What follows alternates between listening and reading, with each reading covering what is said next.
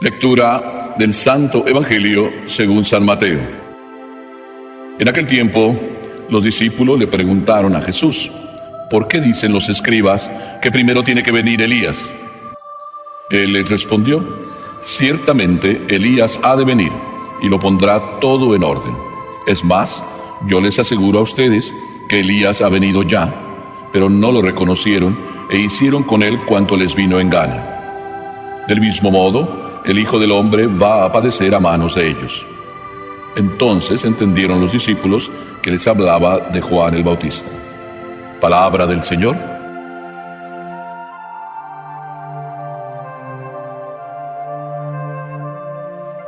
Parece que la historia se repite, porque lo que el Evangelio nos está contando, en parte, es también lo que hoy pasa.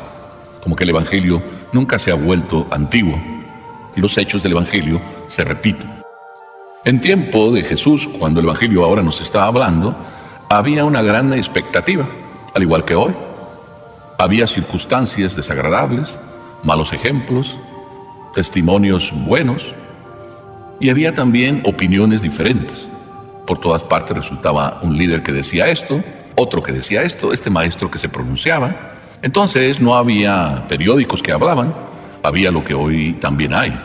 Había gente que por las calles iba diciendo las cosas que iban a pasar. Y existían los maestros a quienes acudían y les preguntaban, como conocedores de entonces de todo, les preguntaban qué era lo que convenía hacer. Hoy también sucede eso. Por las circunstancias es un poco diferente, pero hoy acudimos al doctor, acudimos al psiquiatra, acudimos a la comadre, acudimos a la amiga, acudimos al que todos nos dicen que habla bien, acudimos también al brujo. Tenemos múltiples lugares a donde ir y acudir, y luego como que ya hemos acudido a todos, entonces como que se nos ocurre: voy a ir a ver al padrecito. Pero también el padrecito es X y el padrecito es Z, o sea, hay muchos padrecitos. Si nosotros somos un poquito más formados, decimos: bueno, tenemos al Papa, y lo escuchamos. Entonces, el Evangelio en aquel tiempo, como nos dice aquí el Evangelio, en aquel tiempo, ¿qué pasó? Pasaba que había escribas, y los escribas eran los doctores de entonces, conocedores perfectos de la Escritura, como hay también hoy muchos conocedores que llamamos perfectos de la Escritura, de un lado o de otro, del lado católico y del lado no católico. Es más, hasta nosotros ya nos ha dado tengo que estudiar la Biblia, porque por lo menos ahí creo que está la verdad, tengo que estudiarla. Pero como no la puedo estudiar toda, ¿verdad?, porque es mucha, pues entonces voy a alguien que la conoce, a ver qué me dice. Entonces dicen los discípulos, estamos hablando de los que siguen a Jesús, y le preguntan a Jesús: ¿por qué dicen los escribas que tiene que venir primero Elías? Es decir, los maestros de la ley dicen y andan diciendo que Elías tiene que venir, y nosotros, pues te seguimos a ti. Unos maestros dicen que Elías tiene que venir, y tú, Jesús, no hablas de que Elías tiene que venir. A ver, explícate, descífranos esto, explícanos, ¿a quién seguimos? ¿A los escribas? ¿O ya nos está entrando duda también de si a ti te seguimos? ¿Qué está pasando en ese entonces? Está pasando que todos quieren seguir a los maestros y cada uno elige su maestro, ¿verdad? Y sigue a su maestro. Si yo les preguntara a ustedes si están a gusto en esta misa, a lo mejor me voy a poner yo en problemas. Si ustedes están a gusto en esta misa, a lo mejor ya desde que entraron me vieron a mí, hoy no, mejor voy a venir a la misa de la tarde. O a lo mejor dicen: ay, qué bueno que está el Padre. Si esto lo aplicamos al día de mañana, domingo, entonces ustedes a veces preguntan: Padre, ¿quién va a celebrar la misa?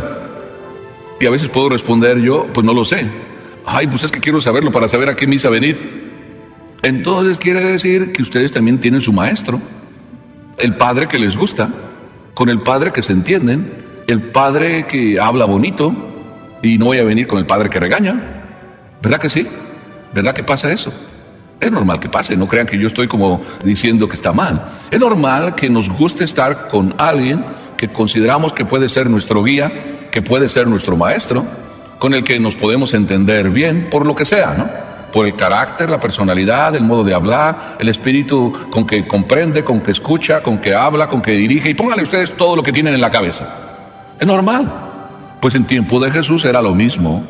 Aquí no dice el Evangelio quién de los discípulos le preguntó a Jesús. Pero si nos remontamos al Evangelio, resulta que Andrés y Juan eran discípulos de Juan Bautista. Y dejaron a Juan Bautista y de repente se fueron con Jesús. Pero mientras Jesús estaba ya predicando y seguía a Juan, otros mejor seguían a Juan. Y a lo mejor seguían a Juan, como el Evangelio nos dice, porque Juan era más austero y como que en cierta manera podría ser más creíble. Y Jesús, pues era amigo de borrachos y vividores. Esa es la crítica que hay en el Evangelio, ¿verdad? Algunos entonces a Jesús no lo querían seguir porque él se anda juntando con los pecadores. Juan es como más creíble. Es más, Juan hasta se metió con Herodes y le dijo las cosas claras. Como que Juan podría ser más creíble, ¿verdad? Porque con su austeridad y con su vida tan coherente llamaba la atención. Hoy podemos decir quién es más coherente, Juan o Jesús. Podemos decir las dos cosas, los dos son coherentes. Pero si esto lo aplicamos a la vida de hoy, también podemos hacer la misma afirmación. De todos los maestros que nosotros queremos seguir, ¿cuál es el más coherente? Probablemente todos, pero aquí se pone una cuestión. ¿Por qué queremos seguir a uno más que a otro? Y ya está la respuesta dada, porque lo consideramos mejor.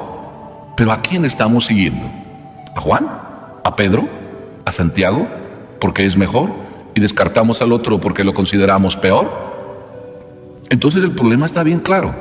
Jesús dice que Elías ya vino. Y casi nos está diciendo la respuesta. Si ustedes siguen a Elías por ser Elías, o porque les parece mejor Elías, Elías ya vino y no va a venir. Si ustedes siguen a Pedro por ser Pedro, o porque lo consideran mejor el padre Pedro que el padre Juan, hay algo que no está bien. Estamos siguiendo a una persona y los maestros pasan. Jesús ya nos está diciendo, ¿ustedes quisieron seguir a Elías o están esperando seguir a Elías porque se avisa que Elías va a venir? Y además no solo dice eso, sino el Elías que los escribas están hablando es Juan, y ni a Juan lo han querido seguir. Por tanto, ¿qué pasa? Pues lo que dice Jesús, si ustedes quieren seguirme a mí por ser Jesús, el hijo de María, están mal. Jesús nos está poniendo un problema. A Jesús hay que seguirlo porque es el hijo de María y porque es mejor que Pedrito de Judea. Jesús nos está diciendo, no me sigan por ser Jesús y porque soy mejor que los escribas. ¿Por qué hay que seguir a Jesús? Porque lo que nos dice, no nos lo dice por ser el hijo de María. Nos lo dice porque Él es un maestro, sí, pero es más que un maestro. Porque todos los maestros que lo seguimos, porque se llaman Pedro o Juan, son maestros desechables. Pasan, son desechables. Por eso cuando estamos siguiendo a un maestro, porque creemos que es el mejor, algún día nos va a parecer peor y en ese instante lo vamos a desechar. O algún día va a decir algo que no nos guste y ya lo vamos a desechar. ¿Verdad que pasa? Que al que nosotros venimos a ver porque nos gusta cómo celebra o cómo habla, un momento nos va a decir las cosas claras y ya no lo vamos a seguir. Entonces estamos siguiendo ¿a quién? A un hombre. Cuando nos gusta, porque nos complace, estamos siendo fans. Y no es el camino de los fans el camino para comportarnos bien. Por eso cuando algún joven me dice, ¿por qué tengo que obedecer a mi papá? ¿Por qué lo tengo que obedecer? Inclusive ustedes a veces se ponen el problema de por qué sus hijos a veces no les quieren obedecer. O sus hijos vienen y me preguntan, ¿por qué tengo que obedecer a mi papá? No, es porque es mi papá. Tú no tienes que obedecer a tu papá porque es tu papá. ¿Verdad que tenemos el derecho de no obedecer a nuestro papá? ¿Y cuándo tenemos el derecho de no obedecer a nuestro papá? Cuando nuestro papá nos manda algo que va en contra de ¿qué? De la ley. El poder de papá está en defender la verdad y en los motivos que hay para defender la verdad, es decir, para obedecer la ley de Dios. Cuando Jesús se convierte en un maestro que no es desechable, no es porque se llama Jesús y porque es hijo de María y porque es el hijo de David. Jesús tiene su fuerza en que lo que dice es la verdad. Yo soy el camino, la verdad y la vida. ¿No dice por ahí una canción, Señor, ¿a quién iremos? O la otra dice, ¿a quién iremos? ¿Cuál es la respuesta? Las palabras de Pedro, tú tienes palabras de vida eterna. La fuerza del maestro no está en cómo habla, en lo simpático que es, en que me cae muy bien, en que celebra la misa, no sé, como me gusta a mí. La fuerza del maestro está en la verdad. Y la verdad no la hace su cara bonita, ni lo simpático que es. que convive con nosotros y es muy amistoso. Que todo eso puede ser que lo tenga también, como de hecho Jesús lo tenía.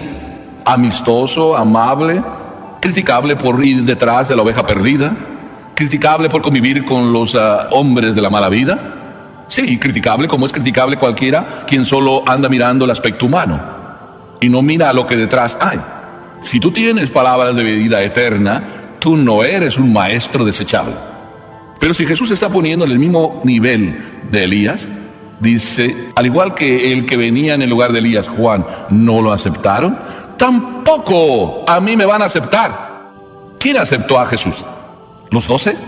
Si los 12 mismo lo abandonaron. ¿Verdad que nosotros también podemos abandonarlo? De hecho, ¿verdad que lo abandonamos muchas veces? ¿Y en qué momento lo abandonamos? Cuando no nos gusta lo que nos dice. Entonces, cuando nosotros dejamos de creer en Jesús y seguirlo, es en el instante en que no nos gusta lo que nos dice. No estamos en la misma línea, en que estamos siguiendo a un maestro porque nos gusta lo que nos dice. Pero díganme, ¿cuándo Jesús nos va a decir algo que nos guste? Díganme, ¿cuándo? Si quieren ustedes, me voy a poner yo indignamente en el puesto de Jesús.